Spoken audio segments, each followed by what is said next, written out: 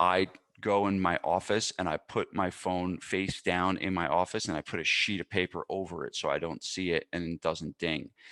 What's up, guys? FBU Nation. We are back. It's Coach AB, Anthony Bevilacqua, alongside Vince Gabriel. Today, we got a jam-packed episode today.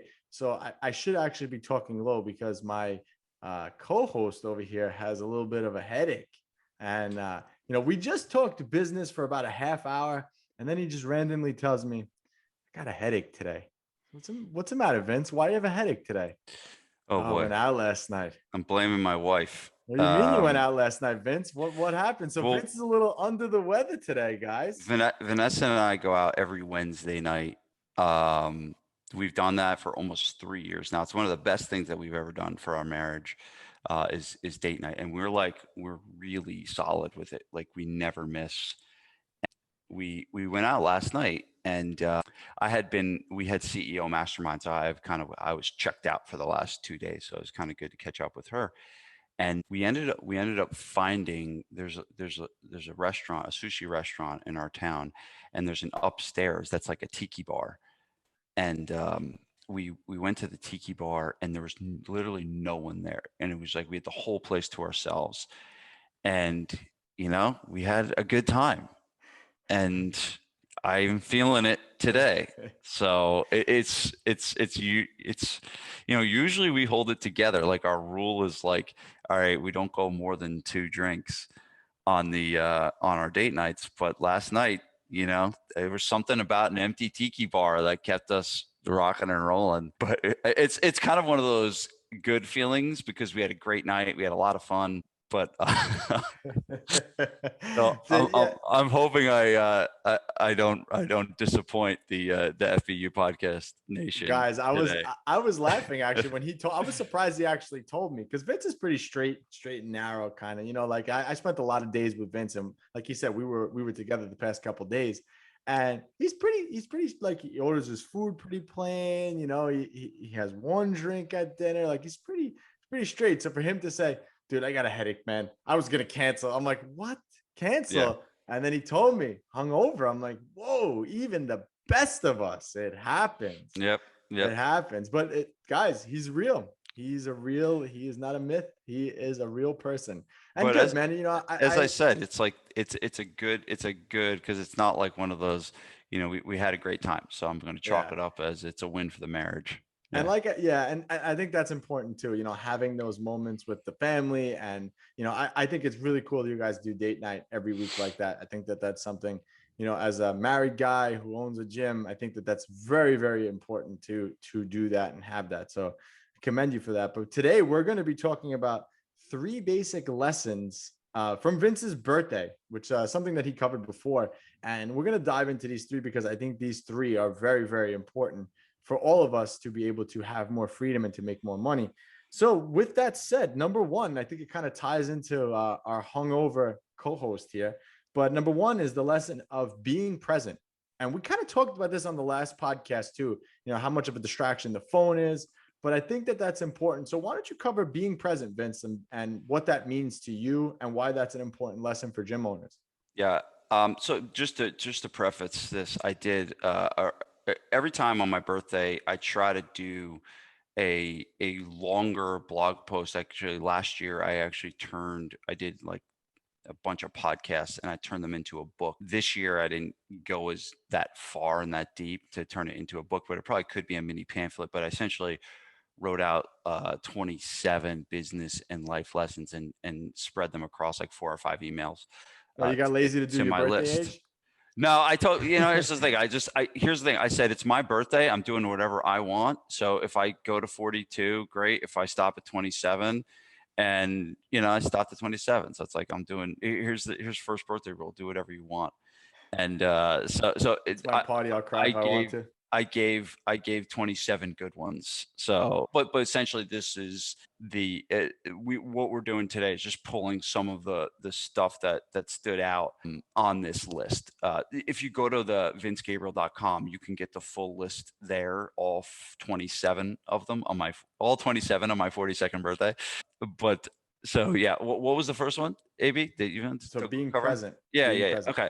So I put this one on there because there's some areas where I've I talk about things that I've done really well, right? So I've been able to run a gym, and that's give me, the I guess the experience and the knowledge to be able to teach others how to do it. There are a decent amount of people that do what I do that actually they ran a gym and they failed, and then they went out and taught people how to do it. Well, I kind of look at it as like, all right, I had a gym, I succeeded, I'm still succeeding, and now I've decided to teach people along the way.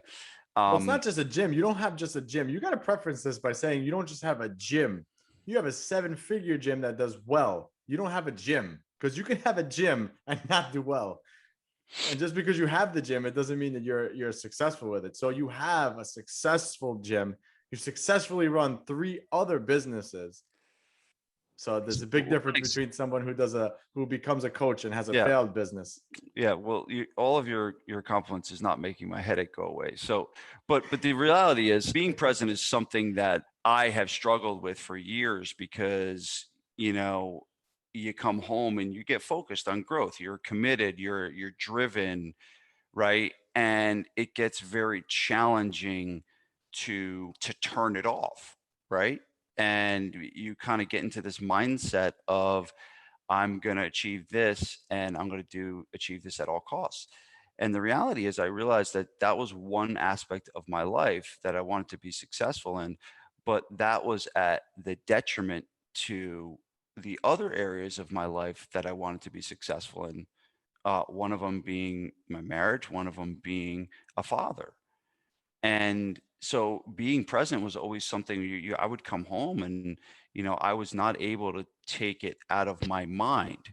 And the reality is I've had to train myself to be able to do that because honestly, I love what I do. I love coaching gym owners. I love running a gym. Like I just really enjoy it. It's almost like I say this every day, and I was talking to Joe Hashi. Joe Hashi stayed at my house before CEO Mastermind, and we were like getting ready in the morning and getting ready to go to the hotel to coach everybody. And we both said to each other, like, this is like it's pretty crazy. Like this is our work, right? So sometimes when you combine your work with something you love, it's kind of hard to turn it off.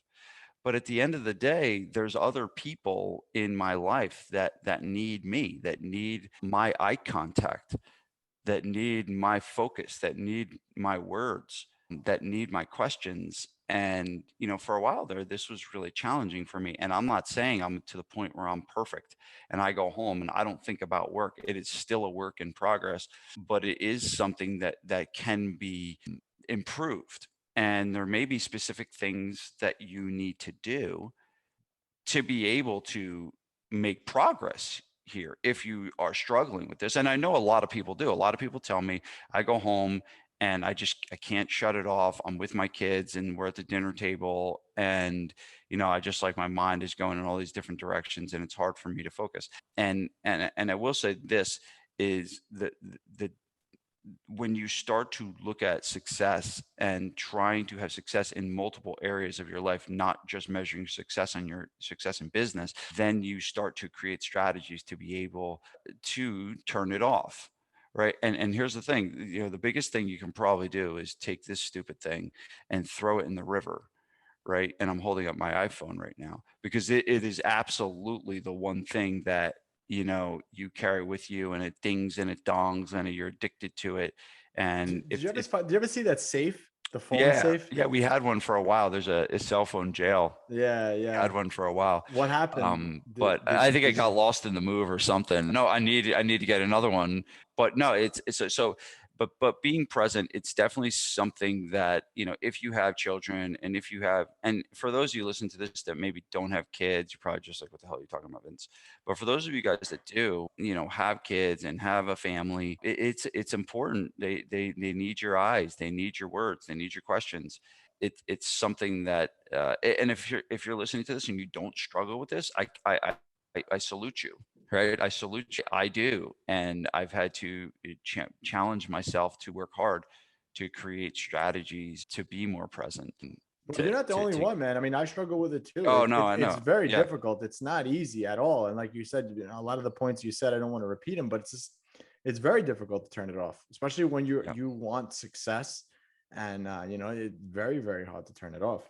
But I kind of want, but I would say the one, like I said before, to give not to give a strategy, right?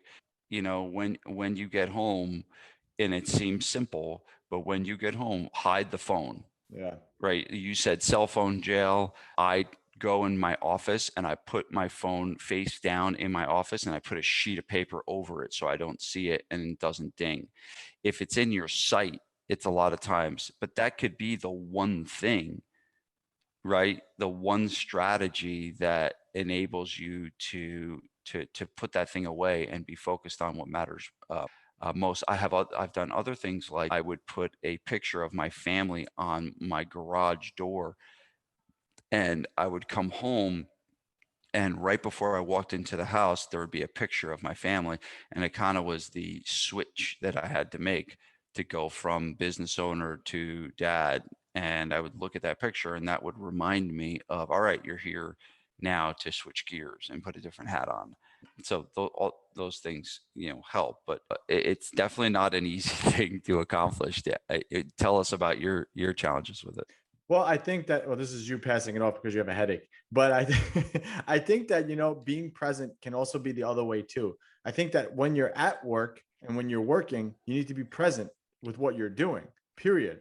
If you're in a sales consult, be present in the sales consult. If you're talking to your employee, be present in that moment. I think it's more than just being present at home. I mean, that's True. the most Good important point. part of it. Very good That's the point. most important part of it, being present at home, because those people matter more than anything else. And if your family life slips, everything else is going to slip too.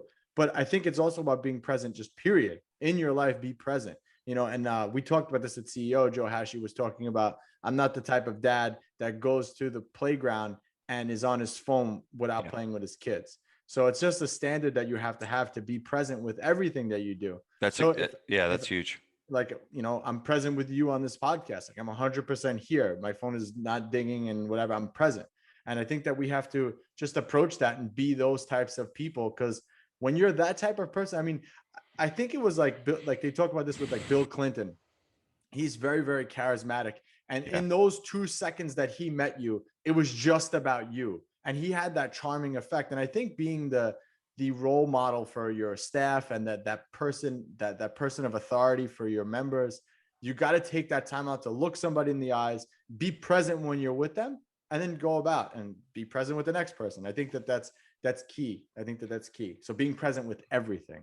That's a great point, AB. And I will tell you this, the number one productivity strategy on the planet is this. Sit down, set a timer, work on one project for a certain amount of time. Mm-hmm. That is it. It's like literally that simple. If you want to get more done, sit down, set a timer, work on one thing for that allotment of time. End of lesson. Yeah, agreed. Agreed. Full stop. To go do it. Right. Yeah. Right. All right, let's move on to number 2, because I think that these tie together. So the first one was obviously being present. The second lesson was, if you don't know what you want, write a vision. And I think Yeah. that that's so important. You had brought this up yesterday on our mastermind call, and someone was talking about, well, how do I know if I run this program, if it's how long it's going to take me to reach success? And you said, wait a minute, stop right now. You need to define what success actually is, and for you. And I think that that is so important, because I do this all the time. I want this. I want to be very successful at this. But what does that even mean? So if you don't know what you want, you have to dial in what that means. That you've been saying that a lot to me lately, and just in general. And that has resonated a lot, because if you can't, even with clients, I want to lose weight. Okay, if you lost a pound yesterday, technically you lost weight. Technically, right? But what does success look like for you? Maybe for a client, it's putting on a dress that she wasn't able to wear.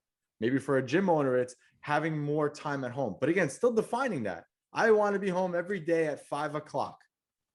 You got to be specific with that. And I think that that's very, very important. And sometimes we're all guilty of that. I'm sure you still do it.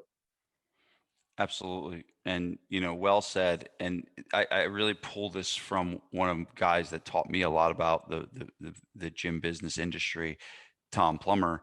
And basically his big quote is, if you don't know what you want, no one can help you. And that's really at the end of the day. And then the second person I've learned this from was Ari Weinswick, who owns a $70 million, probably $80 million now food business called Zingerman's Deli. And you're right, AB. My keys, I hit my keys and they fell off the table. I'm like, what the hell? AB just like, if you saw it on YouTube, it's a little dance and a jig there. You guys got to start watching this stuff on YouTube. You can see my hungover face, and you can see AB jittering with his keys. But Ari Weinswig owns this monstrosity business, and he happens to be a personal friend and someone I get to call. And every time I call him with a challenge, his and this is like another good example of being humble. Like, this guy owns a $70 million business, and he basically, when I asked him a question, he's like, man, I don't know, maybe just write a vision about it or something. And like, that's like the advice he gives. And like, this guy's running an $80 million company, and it's like, it's sometimes it's like you think like everyone's got all the answers, and it's like, no, it's just like not everyone has this crystal ball of what's going to happen. But he always tells me, like, you write a vision for what you want. And a lot of times we think about vision for our business, right? Where does our business want to be in one? I really think everyone should have, and I went over this with the CEO guys, everyone should have a 1 year plan, okay, a 3 year, what EOS calls 3 year picture, right? And then a longer term vision, whether it's 5, 10, you decide, right? I really believe that those things for your company, for your business, are really important to have documented.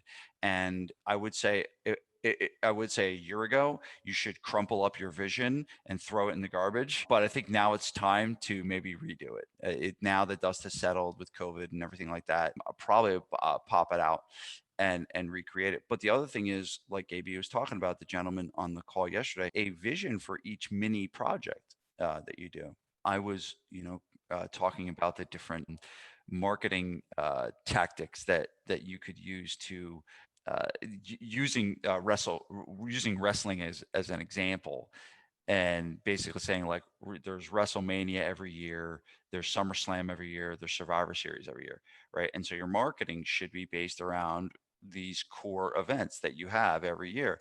Well, each one of those core events should have a desired outcome. If you're running a 6 week challenge in January, you should have a desired outcome for how many new people you want in that challenge. If you're going to run a sweepstakes, like I always teach, you should have a goal and a desired outcome for how many applications you want to get, right? And the biggest success, hack is not a hack, but biggest steps principle is like, begin with the end in mind. So you got to go into these things figuring out, knowing what you want. And here's the hard thing, AB. You know what you have to do to figure out how to know what you want? You got to make a decision. And that's sometimes the hardest part, right? Because making a decision means you have to say no to something and then say yes to something else. And that is why a lot of people don't create visions. And that is a lot of reason why people don't set goals. And that is a lot of reason why people are kind of, spinning their wheels a little bit, because they're not willing to say no to things to be able to say yes to others.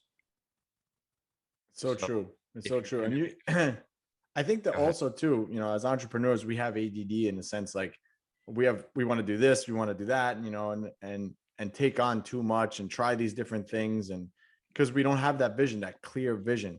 And you said this yesterday, and I've heard somebody else say this too, but you know, to become a millionaire or whatever, you have to just get good at doing the boring stuff. And it's so true. It's the same thing with working out. You just got to do your reps. And that's the same thing. It's doing the boring things. And as an entrepreneur, it's very easy to tinker.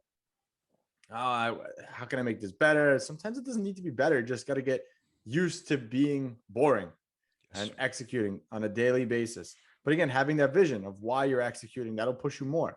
But I think that that's key right there. What does success look like for you, and writing that vision? Like I said, because I always say it all the time, I want more time with my family. But what does that mean? I know I don't never really define that. Well, maybe that means to me being home at 5 o'clock and being done and not having my phone out. Maybe that's what that means, but I haven't sat down to do it. But I know what I should do. I just didn't do it yet. But yes, that's what you need to really be specific with yourself with, because it makes that clarity. And we talk about this all the time. Our staff, if we want them to do these tests, but if they're not clear on that, how can they measure success? And it's the same thing with you. So you need to just keep that in mind, gym owners. Love it. Anything else you want to add on that? I think we kind of beat that one up pretty good. No, I think that the biggest thing is really saying no. If you want to get clarity on what you want, you got to be willing to. I have to say no to everything on Wednesday night to be able to commit to date night with Vanessa. I can't. I'm not taking any meetings on Wednesday night. I'm not taking anything on Wednesday night. I have to say no to being with the kids and putting the kids to bed on Wednesday night, which is a hard thing to do. But I know that if I'm committing to something, that I got to be able to say no to other things, and that's the first step in figuring out what you want. Right. And the third lesson that I want to go over, and it's kind of, I feel like they're all kind of intertwining today, but the third one, and I like this one a lot, comparison is the thief of happiness. I love Hmm. that one. And it's so true. Sometimes we hear other people doing well. This person has this type of a business. This person hit this milestone in their business. This person is making 8 figures, 7 figures. And you start comparing yourself to them a little bit. And you're like, oh, it must be so easy for them. Maybe they're in a different market. And you kind of forget what you have to work on, and I remember struggling with this with bodybuilding too, when I was competing in bodybuilding and powerlifting. It's like, this guy has this total and he's hitting this number. Why can't I hit that number? And it kind of takes away that victory of it for you. Like when I hit a certain milestone in my squat or my deadlift or whatever it was, it kind of takes it away from you because you're trying to get to somebody else's level when it doesn't matter. And I've always done better. Some people are motivated by that motivates them to push themselves. But I've always been very good at being self-motivated, focusing on my numbers, focusing on what I want to accomplish, and focusing on hitting new levels within my numbers. And once I started doing that, I really started succeeding in almost everything in my life because I'm only comparing it to myself.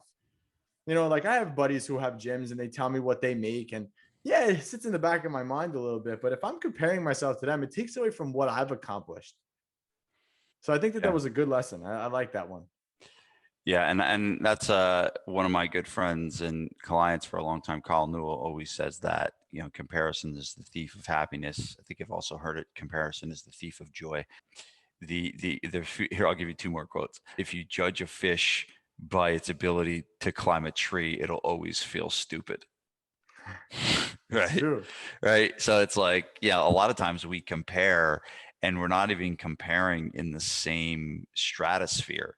Right. Yeah. Maybe you could compare gym owner to gym owner, but, you know, if I was to compare myself, to my brother-in-law, who, is a bigwig financial advisor and just built a $10 million house, like if I'm going to compare myself to him, I'll always feel unsuccessful relative to the success of my, business and finances, right? But and here's the other quote is like, you know, the, this is a funny one. If you're worried about like what other people are saying about you, right, and you're worried about, being judged and all this stuff, here's a quote to remember. Remember this: what other people think of you is none of your business.